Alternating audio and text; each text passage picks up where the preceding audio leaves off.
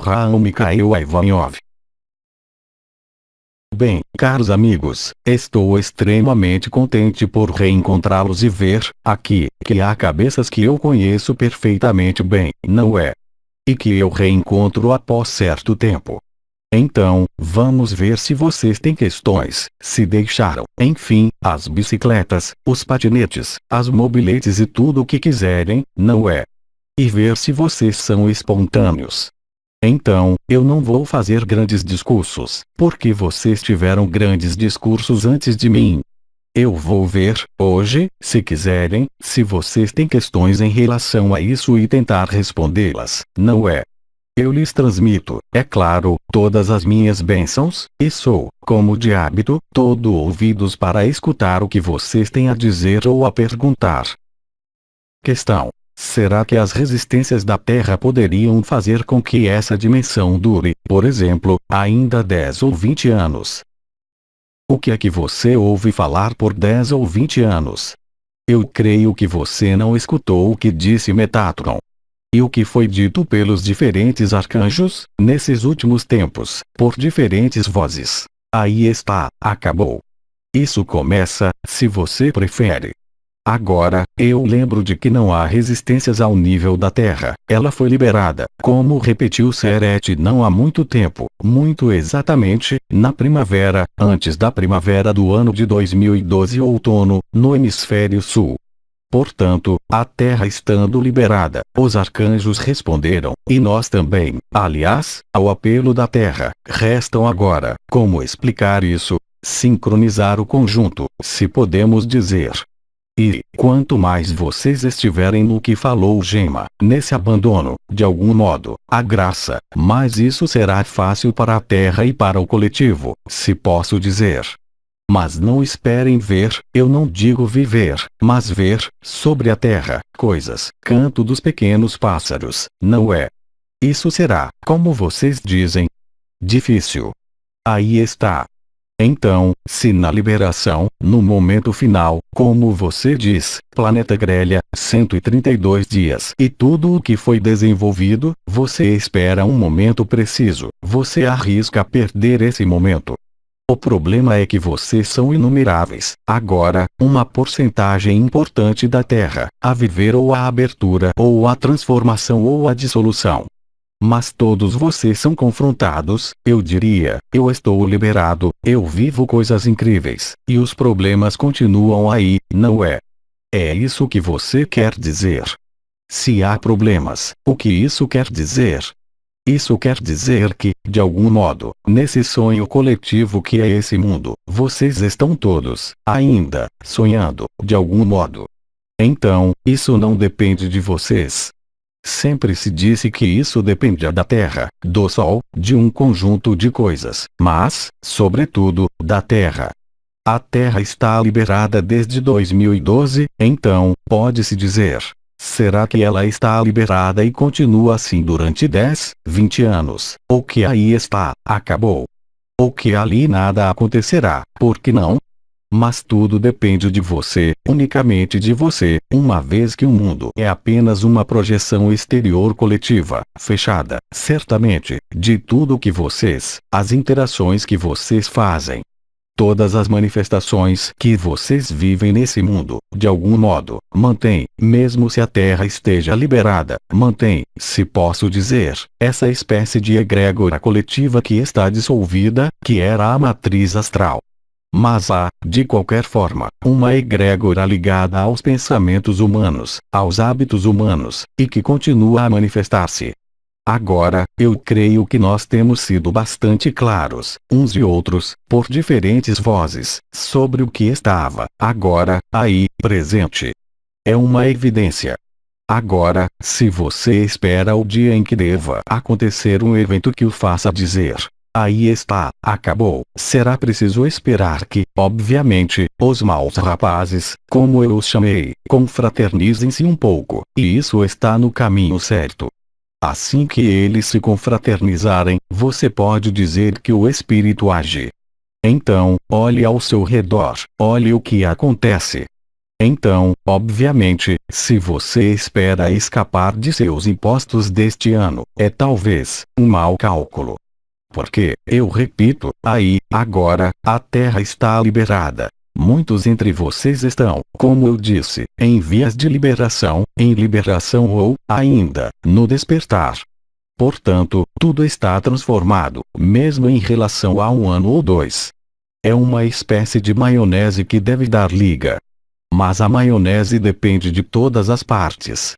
Não unicamente da terra, não unicamente do sol, não unicamente da fonte, não unicamente dos arcanjos, mas também dessa maionese, ou seja, o banho coletivo da humanidade. O conjunto de formas de vida da terra.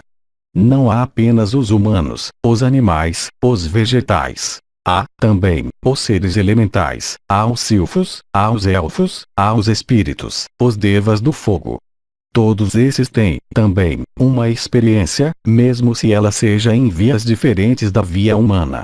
E, contudo, todo esse sistema deve fazer pegar a maionese. Portanto, está em curso. A maionese está pegando. Quando é que ela terá acabado de pegar, ninguém sabe, exceto o Pai. Agora, a iminência e iminência. Eu lhes falei, durante anos, da iminência de algumas coisas. Essas coisas foram vividas. Tudo que eu disse há quase 10 anos, concernente a eventos da Terra, está aí, sob os seus olhos. E, no entanto, essa dimensão, como vocês a nomeiam, continua aí.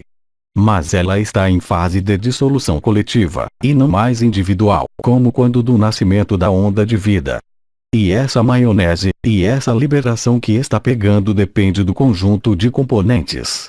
Portanto, é preciso, talvez, acrescentar uma pitada de sal. É preciso, talvez, que haja mais mostarda, etc, etc. Eu gosto muito das correspondências alimentares nesse momento, para aqueles que não me ouviram nesses últimos tempos, porque eu acho que é um meio de ser explicativo, não é?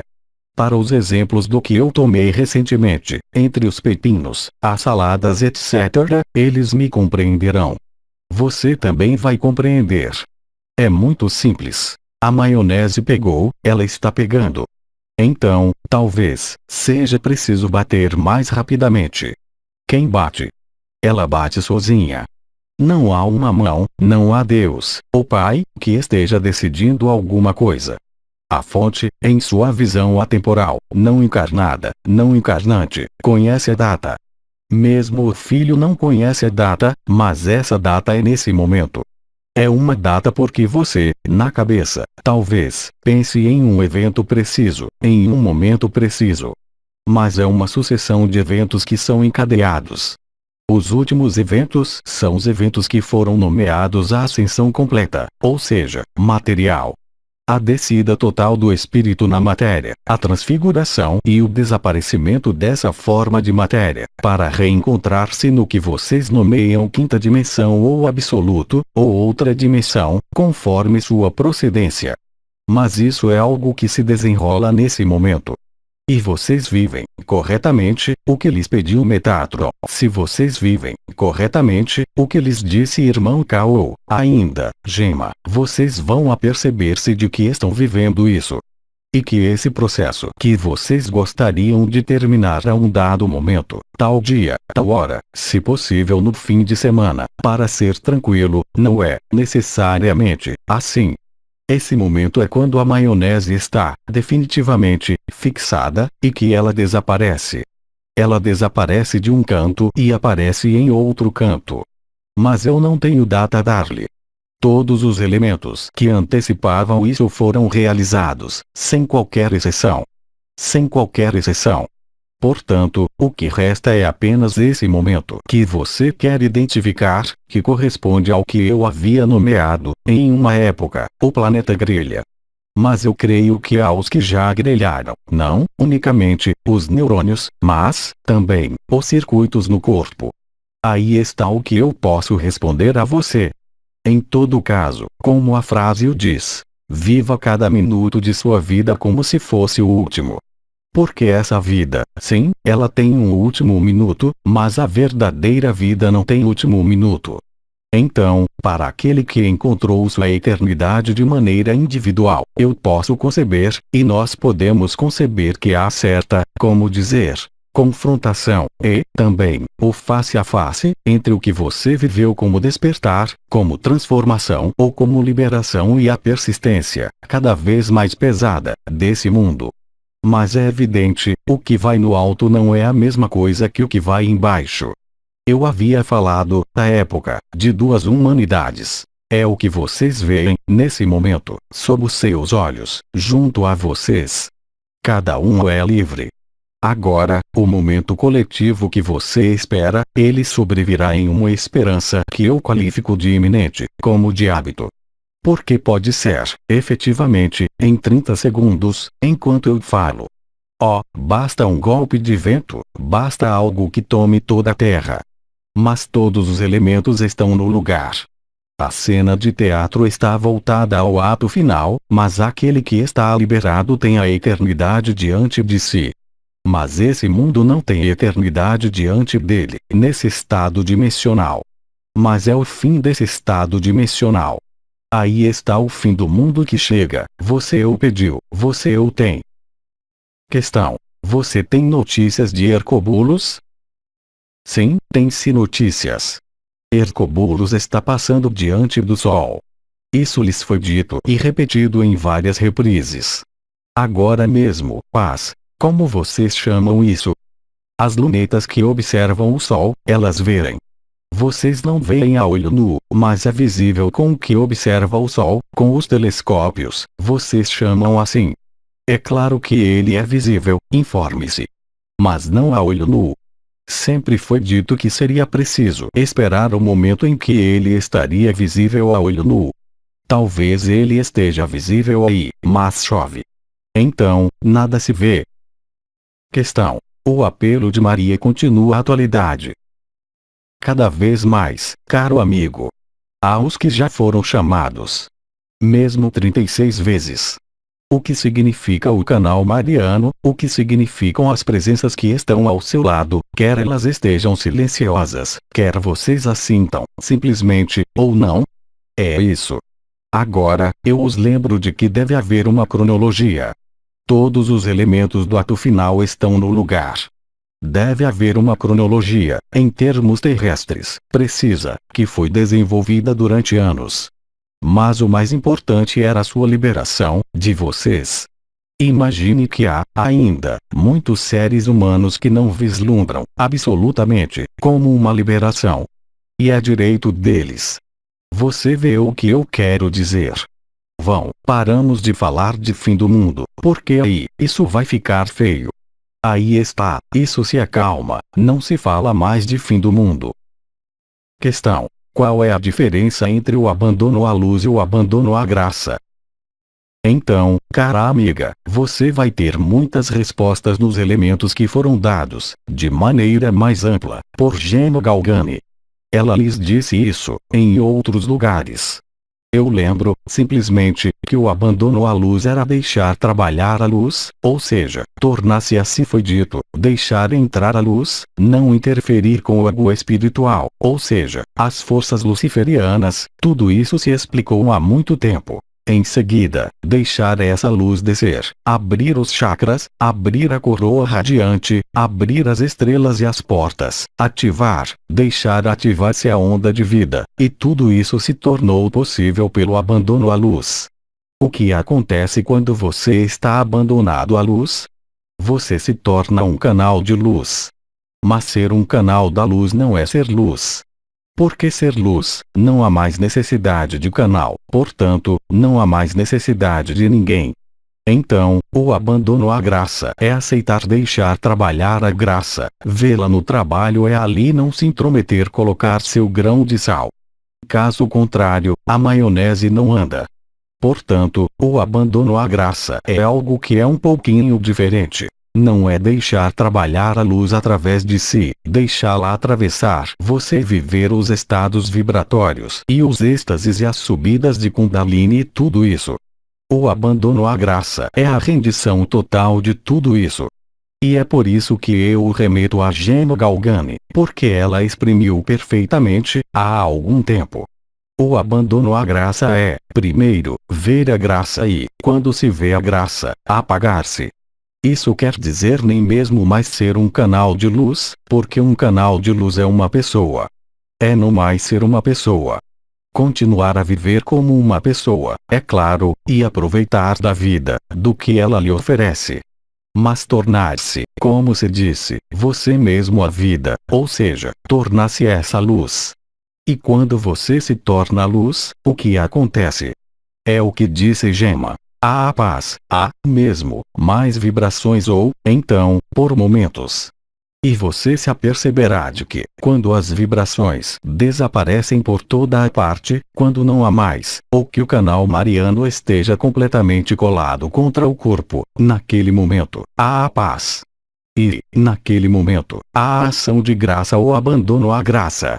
No abandono à luz havia, ainda, uma pessoa, e era preciso uma pessoa para encarná-lo. No abandono à graça não há mais necessidade de ninguém, nem de ser uma pessoa.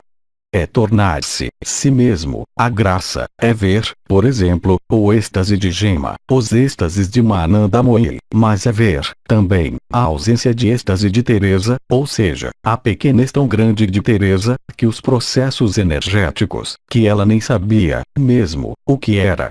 Portanto, as vibrações, ainda menos. Aquele que é um menor aqui é o maior lá em cima. E o menor aqui, foi e sempre será Cristo. É difícil a compreender para o ego.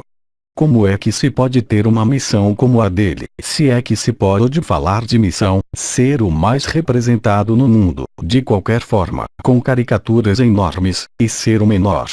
É uma equação matemática. Como, sendo o menor, torna-se o maior? Isso remete a coisas de que, também, falou-se, o princípio do holograma, o princípio de estar presente no todo, o princípio da não localização de consciência.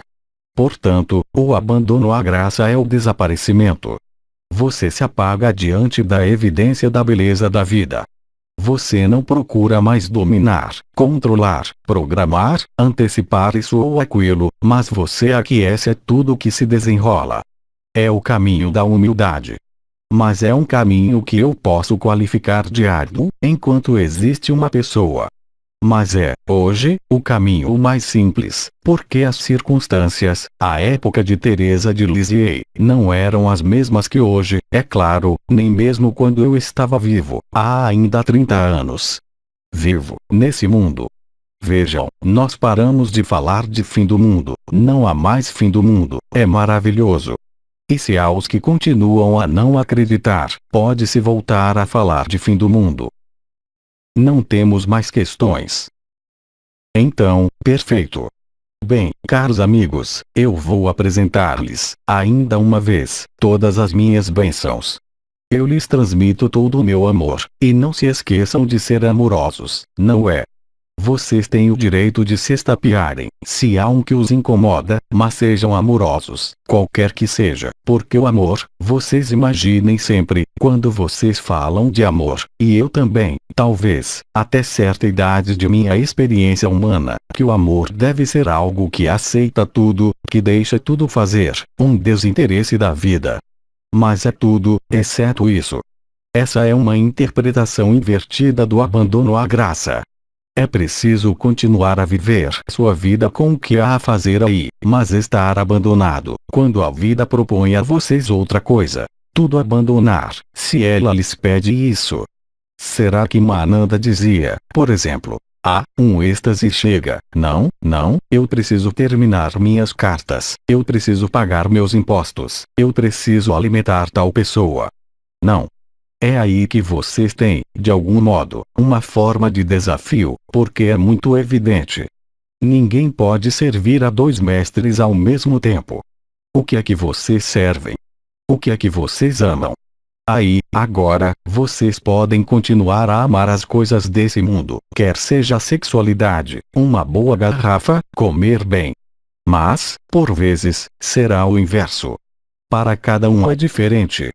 Mas uma pessoa, por exemplo, que estava na abundância, pode encontrar-se na privação, ou alguém que estava na privação pode encontrar-se na abundância. É melhor ir no primeiro sentido, ou seja, da abundância à privação do que da privação à abundância, porque é muito mais, como dizer, difícil, nesse caso, contrariamente ao que se poderia crer. Aí está o que eu tinha a terminar, e eu lhes transmito todas as minhas bênçãos e, depois, sobretudo, trabalhem bem sem trabalhar, não é? Sejam lúcidos e amorosos, isso basta, é o principal. Todo o meu amor acompanha-os e todas as minhas bênçãos lhes são atribuídas, como de hábito. Eu lhes digo até breve.